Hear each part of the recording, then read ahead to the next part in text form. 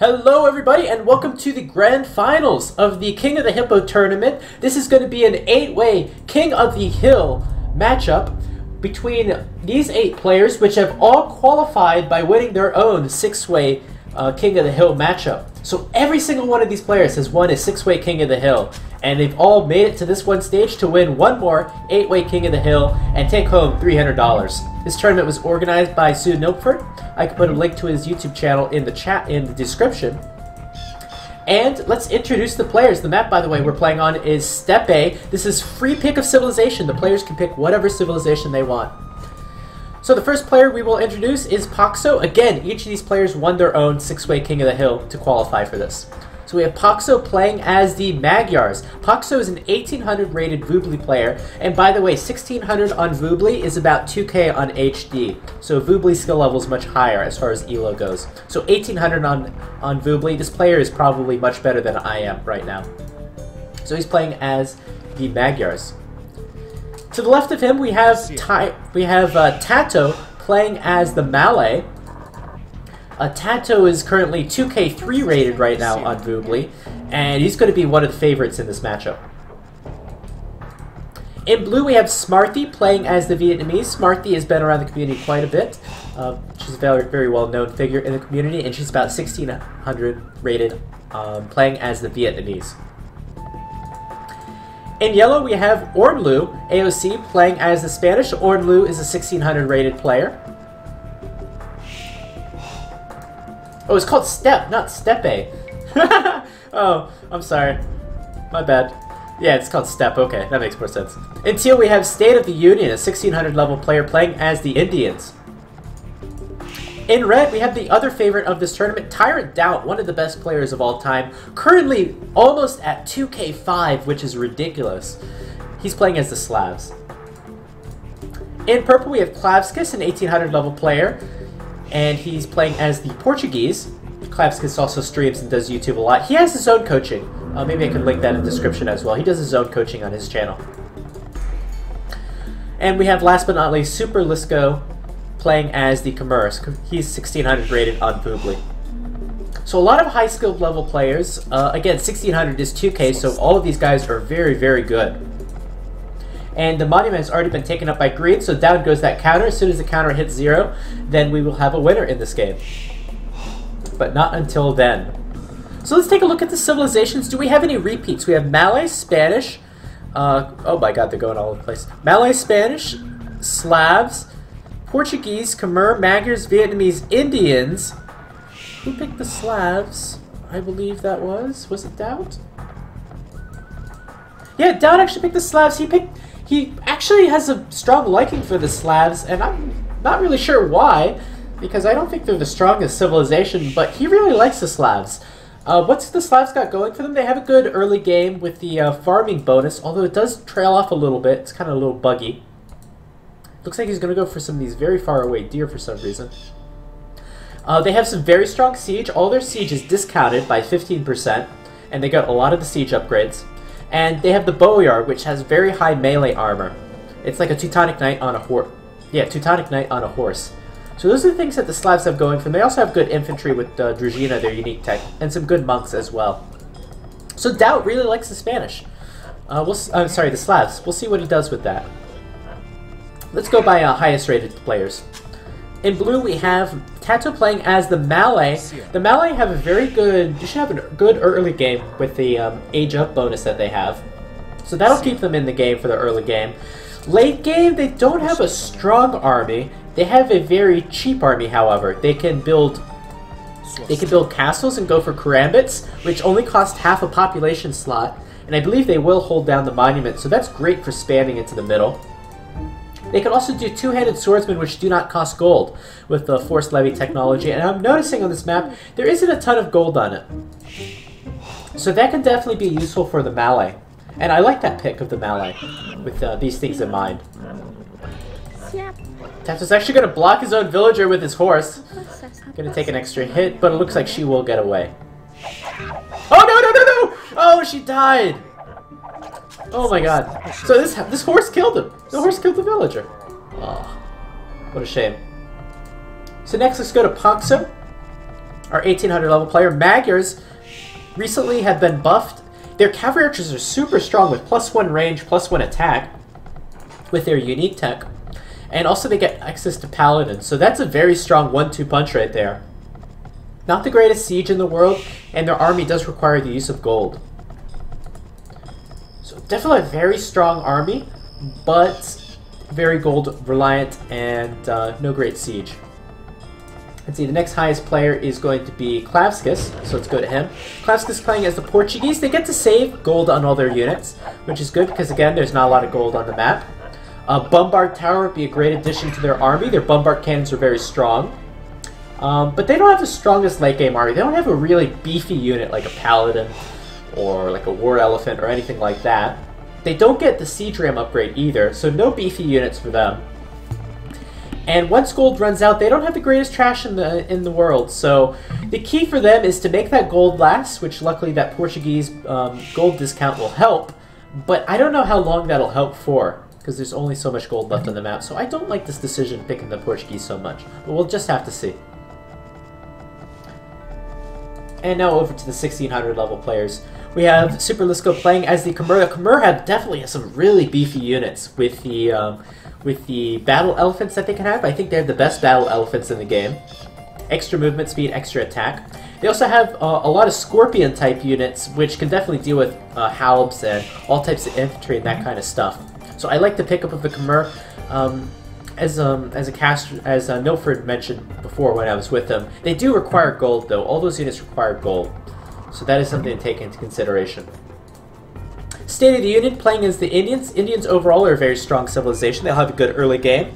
Late game, they have the strong War Elephant. They have some very good hand cannons with extra range.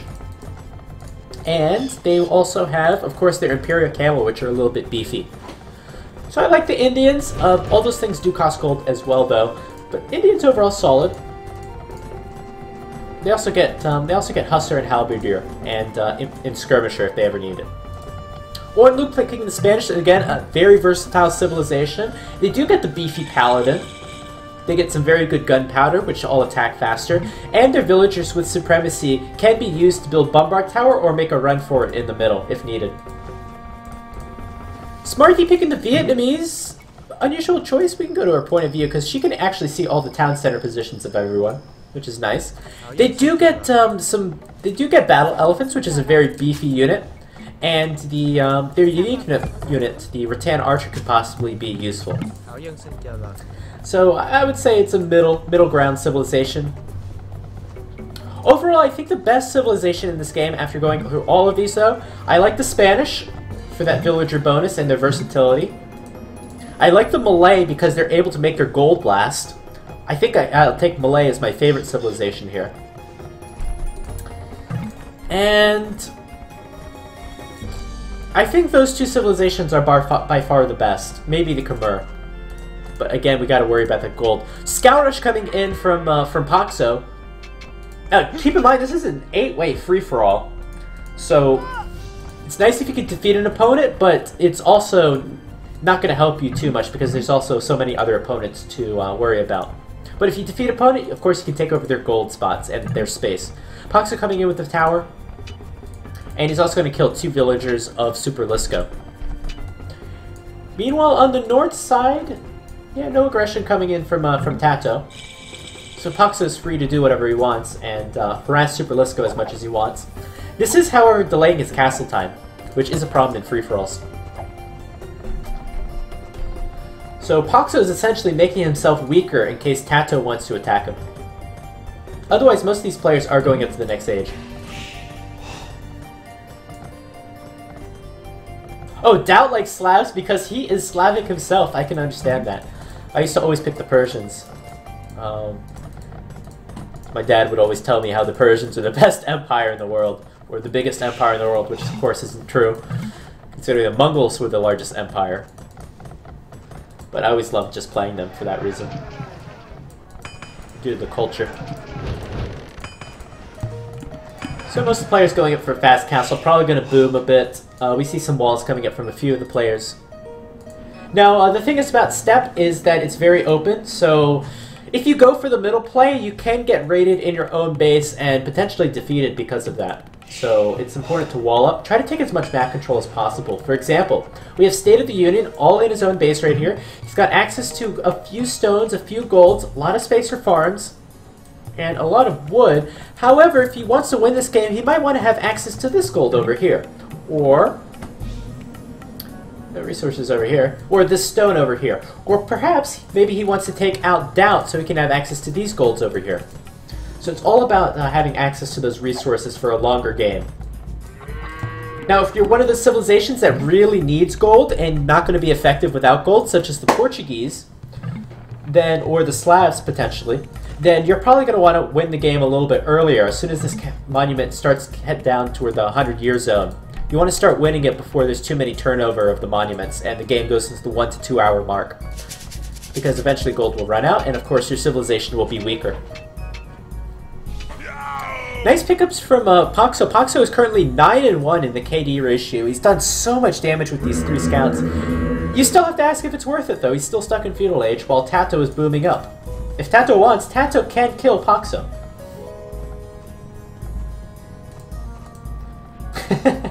Persians weren't the best empire because they don't get a heresy. That is true. So currently the monument belongs to Tato. It doesn't mean anything right now though because Tato can't hold it. Now Tato's strategy with the Malay is either going to be spamming karambits in the warrior the whole time or wait till everyone runs out of gold and just use those two-handed swordsmen which clean up all trash. All non-gold units. Take a look at the populations right now. We have Tato and Tyrant down, of course, at the top. 48 and 46 for them. The next highest is Ormlu at 42.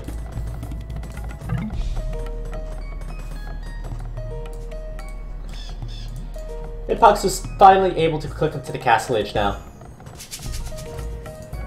I love the Slavic architecture. This is the best architecture in the game, I think.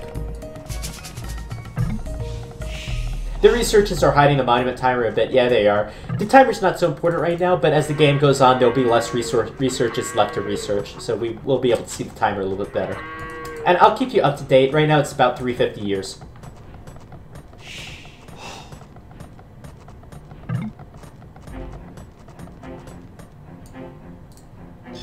Now, I'm a little confused by why the villagers went forward for all these deer, but I guess they went back now. These villagers are still taking deer. Quite exposed. I suppose you're not going to expect players to rush you because it's a free-for-all, so it might be worth it to take the deer, actually. Smarty's heavily going onto stone. She's looking probably for those rattan archers, which are a very good raiding unit. And she has a nice boom going from her. So Paxo's going to get to the next stage. He's at 35 villagers. Meanwhile, some of these players are already up to 62, 63 villagers. So I don't think that scout rush was worth it once again. Now Doubt's mining stone as well. He probably will want to go into the bowyard. Doubt's on 4 town centers right now. Might be one of those rare situations where you might want to go for a 5th town center, considering you're probably not going to get rushed. 4 town centers for Ormlu. What about Tato? 4 town centers for him as well. There you go, 5th town center for Tato. And Super Lisko's had a really tough time this game, only now researching Bidax and getting to the Castle Age. But he's still alive, and he'll have plenty of time to reboom as long as no player wants to finish him off now. Paxo, finally, after advancing to the next stage, he's got 3 town centers up now. No siege workshop for him. He does not want to finish off Super Lisko quite yet. And walls coming in from classics. I like all the players that have built their walls. That is great. Now, interestingly, the 2 top experts not really building walls, Tato and Doubt. But I think it's definitely going to be worth it, especially going to the later part of the game.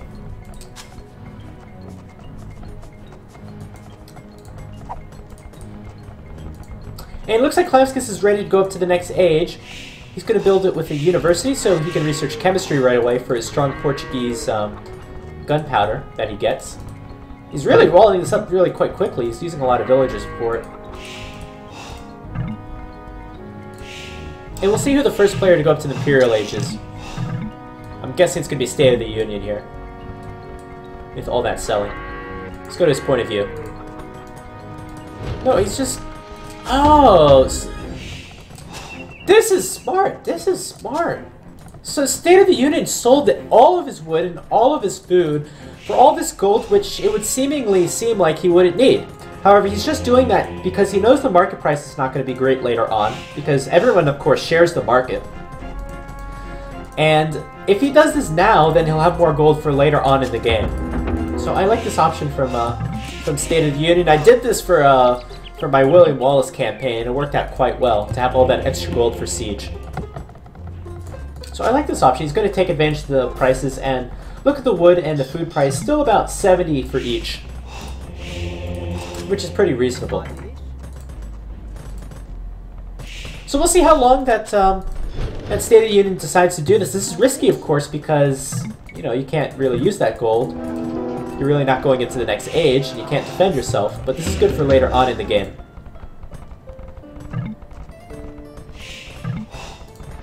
And State of the Union actually able to click up to the next age. There we go. And he's going to build castle and 2 siege workshops, so most likely we'll see bombard cannon from those guys. Teal being a smart capitalist, yes he is. Making an investment for the future. As you can see, some other players selling things as well. Although that's probably mostly to rebalance their economy. Imperial Age coming in from 2 players. We have Doubt. He's had an awesome boom. He gets all that extra food from the farmers as well. And he's going into Boyar straight away. He's going to have a very, very strong army very soon. So you better look out if your name is Klavskas. Which is why Klavskas has built double layers of wall. Even probably going to go to triple layer. And the second player up is also going to be State of the Union, who is right next to Doubt. Let's compare these players. About the same number of villagers. The difference is just going to be in the army composition. Now, State of the Union, if he wants to go Imperial Camel, I think they should do fairly well against Boyar, even with all that extra melee armor. We'll just have to see, though. The Indians do get Halberdier as well, although they miss plate mail armor. So I think State of the Union could definitely give Doubt a good run for his money. Although remember, Doubt, again, one of the best players to ever play State of the Union, about a 1600 level player. And now we have Ornlu going up to the next age as well. Ornlu playing as the Spanish. Ornlu's going to go straight for the Paladin line, it looks like, the most beefy unit he has. And the strongest unit. And Tato clicking up as well. Tato went for that huge, mega 6 town center boom, actually. So that's why he's a little bit later up. But look at his boom. He's at 145 villagers already. Would someone mind going for Paxo? He is forwarding me. So Super Lisker can't fight this off. You might as well ask if other players want to go for Paxo. But there's really no reason to help him. Paxo, at the very least, he's going to get this relic, and that's going to put him up to 2 relics. Relics are very important, especially with the lack of gold on this map. So that is one area that his aggression has paid off. He's gotten an extra relic. But that'll only pay off in the late game. This will also help pay off. He's able to steal the stone of Super Lisko. So different strategies from these players. Most of them going for a boom. Some players going for the aggression and taking things over. Some players going for the sell, market sell. Let's see what Doubt decides to do. Will he go for an early Wonder Snipe? He won the last game through an early Wonder Snipe. Or I'm sorry, he won one of the practice games through that. The one I played in. Looks like he's going to go for State of the Union right away. So I bet you what Doubt can see, he looks at the score, he says, should I go for State of the Union or Klavskas? State of the Union has a much better score, I'm going to go for State of the Union. And take him out. Yeah, the red Boyars look awesome, don't they? They look great.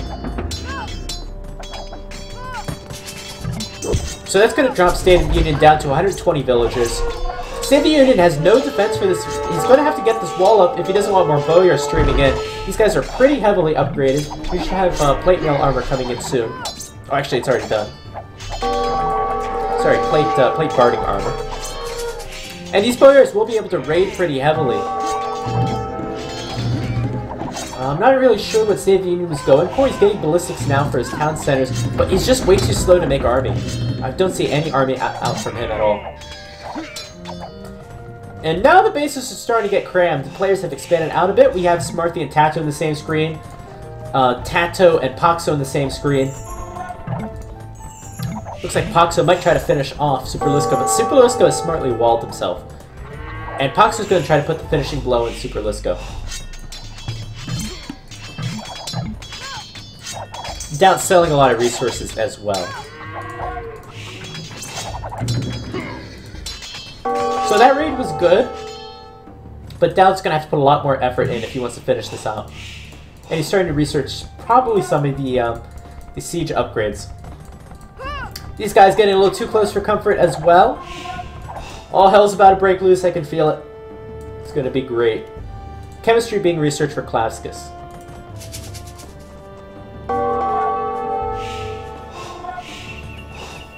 Superlisco has a big wall in the front, but can he walk in from the side? No, he... Yeah, actually he can. Well, no he can't because this is Klavskis' wall. Oh shit! You can just walk in through the front. What? Yeah, of course. Lol. Whatever. It's not gonna take too long for a castle and a ram to get through a wall. What is Doubt doing? Does he actually think he can get this castle? I don't think so. So Doubt's really focusing onto State of the Union while he builds his castles out this way, which is a good idea. You don't want your castles, unless you're really going for the middle, you don't want your castles too close to the monument, because players will take them out. But Doubt's going to make the biggest play for the middle. And Tato, meanwhile, he's gone into Elite Karambits. He's going to take out Smarty completely. Smarty's going to be out of this game. No military from Smarty. Smarty's going to get sandwiched by Ornlu as well. And I stopped watching for just 1 second, and Smarty's already out of this game. Poor Smarty. Karambit Warriors fully upgraded. These guys are dirt cheap, 10 gold each. And they cost half a population slot. Meanwhile, State of the Union's just not defending properly. He's got siege rams at his front door. Now Doubt means business. State of the Union is in a lot of trouble. Now hopefully Klavskis can build himself up and defend himself from Doubt by the time Doubt's done with State of the Union. Meanwhile, Superlisco has actually defended with 2 mangonels. So Poxo's having a hard time getting through these stone walls. And as well, when he gets through, what is he going to go with? A few monks and some scout cavalry. Superlisco up to 75 villagers. Superlisco's doing very well.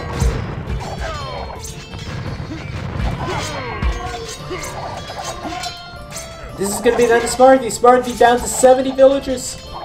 Only now making military, starting to make elite skirmishers. Skirmishers are terrible against Karambits.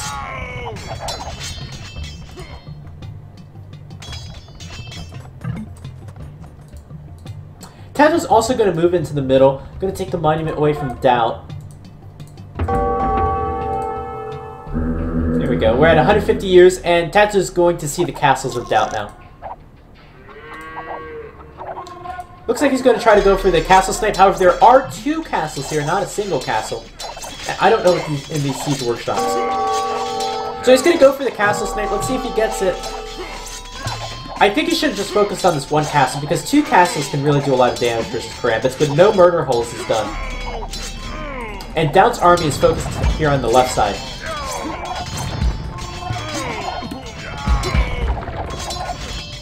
And they do die so fast. So Doubt is going to be able to defend this castle for now. That's about 200 gold worth of Karambits.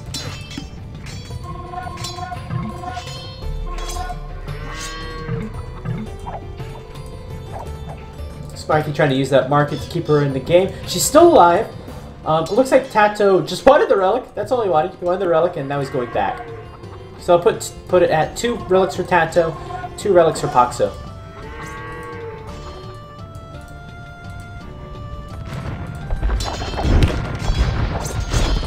And Paladin already done for Ornlu. They won't do too well against Boyar, I must say.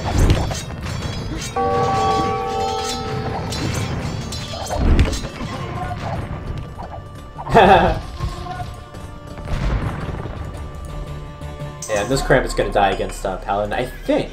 I'm not really sure. Karambit's such a new unit and such a unique unit as far as the way the stats are built.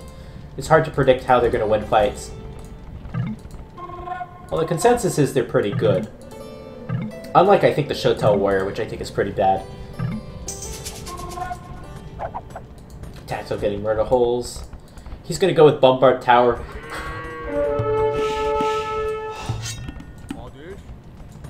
And most of the players surviving in this game. I mean, Smarty survived, State of the Union to survive, and I spoke too soon. Super Liska is not looking so great. There's a hole in this wall. The Trebuchet cut a hole. And Super Liska dropping to 50 villagers now. Where are those 50 villagers? There's a villager here.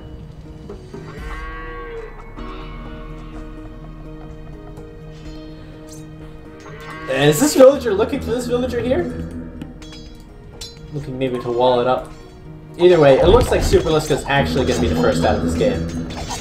The monument's switching back and forth a little bit here. We have Bombard Cannons coming out from Tato. And Halberdier done. Halberdier are great against Bowyer.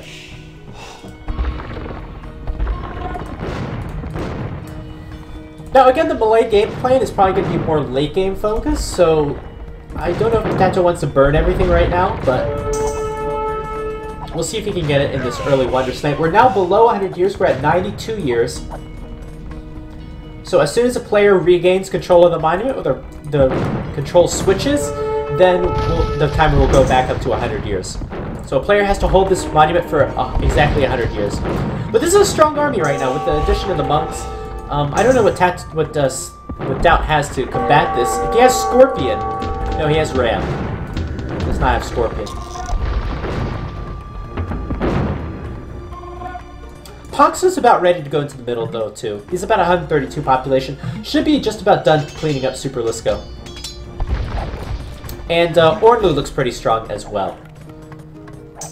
So we have 3 players that could potentially combat Tato at this point. However, only 80 years, and there are Bombard Towers coming in. So this is a threat that really needs to be taken seriously. See, Yellow has an army about 50. I would say Doubt has the strongest army right now. Doubt is at 62. But Tato's army is just well built for dealing with Ornlu and Doubt's army. What we need to see is maybe some Siege Onager or some Scorpion. That would really help out against this army. Also, I think this is a situation where the Slavs, maybe champions or halves, can succeed with that unique tech. But you're going to need more than this. You need to take this out. 65 years now. Players need to take this seriously. Ornlu's, meanwhile, just focused on State of the Union. Players need to take this seriously. Organ Gun's coming out from Plavskis. We haven't talked about Plavskis this entire game. Finally, he's going to come out with that very gold-intensive gunpowder army. Now, he's going to take heavy losses here, but we need players to go towards the middle. 56 years remaining.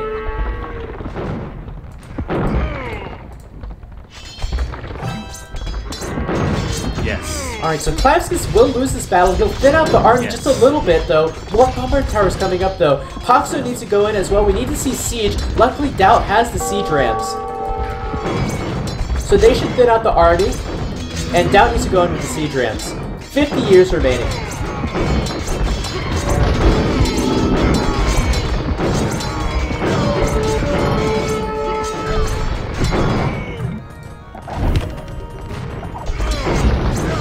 Green's telling everyone that there's tons of Bombard Towers. Here comes Rams from Doubt. They should be able to take care of the Bombard Towers, though. Now, all Tato needs is 1 unit in the middle for him to win this game. I don't see the Karambits coming out, though. The Karambits are the easiest to spam unit. 39 years remaining. Poxo's going to hang back for the most part. Just let his treads do the work. As you can see, Ornlu and Doubt taking heavy losses in this engagement. And Tato's just trying to spam as much as he can. Poxo's not going to lose a lot by parking his cavalry archers here, though, and cutting off the spam. So Poxo's trying to be as cost-efficient as possible. So not really going all in. 32 years remaining.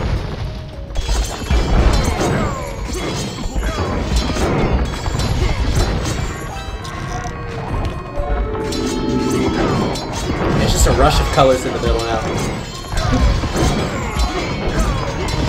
27 years remaining. The spam is still coming in. These cavalry archers need to cut off the reinforcements here. The bombard towers help so well, letting the Hounds come in though. But the army is thinning out for Tato. Tato down to 60 military. We need to see more from these players. Klavska's not able to do too much here. He's going to just run into his enemies. So Klavska's is just going to sit back and hope his other players take this over. 20 years remaining. It's getting very close. Very close. Cox is saying, doubt, get Tato's army, not my cavalry archers. It's a risky game that Cox is playing by not moving in. Here comes Ornlu as well. There's so many blue units in here. It might be an early Wonder Snipe. Poxo is going to move in. Klavs is going to move in. They're attacking the wrong units. Poxo! Attack blue! Attack blue! Red down saying, send cavalry archers. Might be too late. 8 years remaining. Poxo! No! Oh, might be too late. There's too many units here for Tato. Tato might take this game right here, right now. 5 years remaining. Every blue unit needs to be out of the middle. The Malay power. Karambit's running into the middle too. Everyone's saying, well played, Tato. Wow. 2 years remaining. Tato up to 90 military, and wow. GG. Tato's going to take that. After all these players qualified into the 6-way by winning King of the Hills of their own, Tato's going to take it at the earliest time possible with the first one Monument Snipe. Great game from Tato, great civilization pick, great strategy, and a lot of the players just distracted. We had Yellow distracted with Teal, Doubt distracted with Teal at a time, Poxo distracted killing Super Lisco, Klavska's hanging back for the majority of the game, and Poxo just not wanting to move his cavalry archers in and take heavy losses. And yeah, if you did enjoy this King of the Hill game, please like, comment, and subscribe, and please check out some of my other King of the Hill games here on the left, and I'll see you in the next game.